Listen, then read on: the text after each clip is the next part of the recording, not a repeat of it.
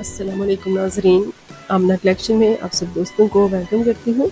अल्लाह ताला से दुआ करती हूँ कि अल्लाह ताला आप सबको अपने हिफ्ज़ व अमान में रखे। इस प्यारी सी दुआ के साथ आज की कलेक्शन का आगाज़ करते हैं। आज की कलेक्शन में बहुत प्यारे से आर्टिकल्स शामिल किए गए हैं, जिनमें दनक, embroidered, laser cut work embroidered, पलच्छी टू पीस और स्टॉलर्स भी शामिल किए गए हैं। चलते हैं सबसे पहले कलेक्शन की तरफ, जो कि दनक 3 piece laser cut work embroidered है, जिसका फ्रंट, दामन, स्लीव्स हैवी एम्ब्रॉयडर्ड और प्लेन ट्राउज़र के साथ साथ दनक की खूबसूरत सी एम्ब्रॉयडर्ड शॉल है।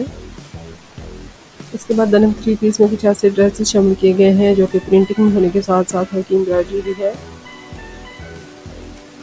उनकी बैक स्लीव्स प्रिंटिंग में है और डाई ट्राउज़र के साथ दनक का खूबसूरत सा दुपट्टा शामिल किया गया है।